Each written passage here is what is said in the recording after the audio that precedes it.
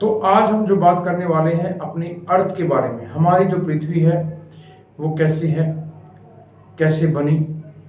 और जैसे कि आपको पता होता है, आपका जो घर है, आपके घर की लंबाई चौड़ाई क्या है। जैसे कि आपको पता होता है आपका रूम कहाँ है, आपके घर का दरवाजा कहाँ है। तो हर चीज के बारे में क्या आप अर्थ के बारे में जानते हैं। आप बस में जाते हैं, कार में जाते हैं, बाइक पे जाते हैं, आपको पता है आपकी स्पीड क्या है।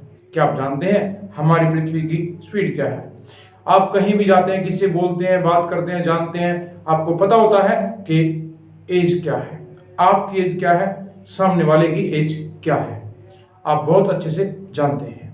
तो आज हम अपनी पृथ्वी के बारे में जानना चाहेंगे, जो बहुत कम लोग जो है जानते हैं। हमारी जो पृथ्वी है, पृथ्वी, हमारी पृथ्वी वो ये है। अब यह जो है क्या पूरी तरह गोल है, या भू आब है, या अंडाकार है, ये है क्या। जब हम पढ़ते हैं जियोग्राफी, जिसे हम भूगोल कहते हैं, जिसे हम भूगोल कहते हैं। भूगोल वैसे देखने में आता है कि भूमि गोल है, लेकिन एक्चुअल में जिसका मीनिंग है, इसे हम कहते हैं स्टडी ऑफ अर्थ, पृथ्वी का अध्ययन बोलते हैं इसको। क्या बोलते हैं? पृथ्वी का अध्ययन कहते हैं। अब जो हमारी पृथ्वी है उसकी एज क्या है।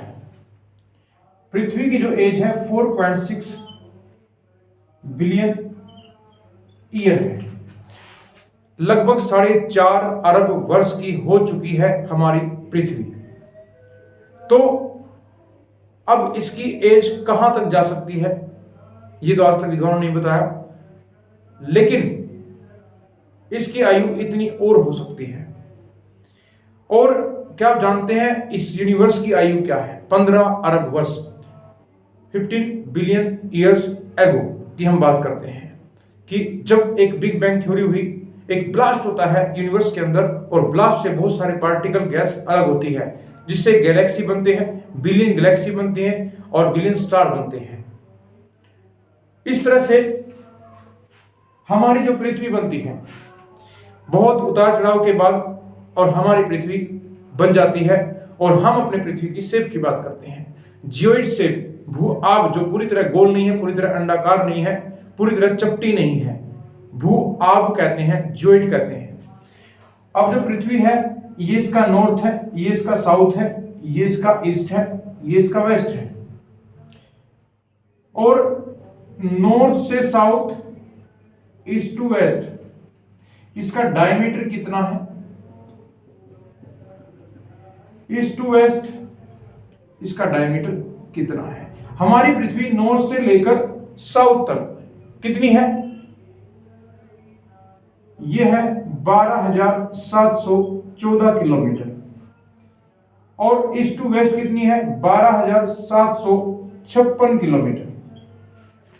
12,714 किलोमीटर, 12,756 किलोमीटर हमारी जो अर्थ है, यहां से यहां और यहां से यहां, इस तरह से हमारी पृथ्वी है। अब उसके बाद जैसे आपने देखा है, पंपकिन देखा है, खरबूजा देखा है, नारियल देखा है। आप नारियल को चारों तरफ से बांध दो, और ऐसे भी बांध दो, और ऐसे भी बांध दो। तो फिर हम देखते हैं हमारी पृथ्वी की चारों तरफ ने ऐसे धागा बांध दिया, और फिर हमने ऐसे बांध दिया। इसका मतलब क्या है? ये क्या है? पोल, मतलब नॉर्थ पोल, साउथ पोल।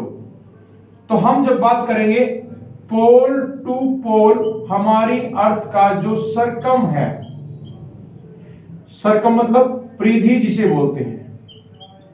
अभी हमने क्या किया? डायमीटर, जिसे हम व्यास कहते हैं। तो डायमीटर कितना है? नॉर्थ से साउथ ये रहा, ईस्ट टू वेस्ट ये रहा। बात करें सरकमफेरेंस की, और वो कितना है? पोल टू पोल सरकमफेरेंस है 40,008 किलोमीटर। 40,008 किलोमीटर। और जब हम बात करें ईस्ट टू वेस्ट, मतलब ये क्या है, इक्वेटर है, इक्वेटोरियल सरकमफेरेंस, इक्वेटोरियल सरकमफेरेंस इसको हम कहते हैं। और ये है 40,076 किलोमीटर, ये हमारी पृथ्वी है। अब जो सन है, पृथ्वी के साथ सन की बात तो हम ना करें, ऐसा हो ही नहीं सकता। तो सन की एज कितनी है, 5 बिलियन। कितनी, जिंदा कितना तक रहेगा, 10 बिलियन तक। हमारा सूर्य जो है 5 अरब वर्ष जी चुका है। एस्टिमेटेड एज जो है वो कितनी है, 10 बिलियन तक है। ठीक है, तो अब देखिए जो हमने बात की है उसकी एक बार चर्चा करते हैं। हमारी जो पृथ्वी है, जिसे हम स्टडी ऑफ अर्थ के नाम से समझते हैं, जैसे कि ज्योग्राफी बोलते हैं, पृथ्वी का नॉर्थ टू साउथ डायमीटर कितना है, ईस्ट टू वेस्ट डायमीटर कितना है। फिर हमने बात की सरकमफेरेंस की, pole to pole, pole to पोल, ऐसे हमने धागा बांधा, ये समझ लो आप। तो ये हमारा जो धागे को मापते हैं वो कितना हो गया, परिधि कहेंगे, सरकमफेरेंस कहेंगे। और उसके बाद इक्वेटोरियल भूमध्य रेखीय परिधि कितनी है, और वो परिधि कितनी है आपके सामने है। हमारी पृथ्वी की आयु क्या है, सूर्य की आयु कितनी है। तो ये सब बातें अक्सर आपसे पूछी जाती हैं, और आपको अक्सर इसका ज्ञान होना भी चाहिए। जो पेपर भी नहीं देते उनको भी इन बातों का पता होना चाहिए। तो इस तरह से हमारी जो अर्थ है, आप जानते होंगे ये जो है इसके 2 मोशन होते हैं, 2 मोशन। और मोशन की चर्चा हम अगली वीडियो में करेंगे। 2 मोशन बोले तो पॉइंट नंबर 1 रोटेशन और रिवॉल्यूशन, घूर्णन गति और परिक्रमण गति जो है हम उसकी बात कर रहे हैं। ठीक है बच्चों, तो आपको वीडियो कैसी लगी, लाइक करें, शेयर करें, सब्सक्राइब करें। थैंक यू, मिलते हैं अगली वीडियो में।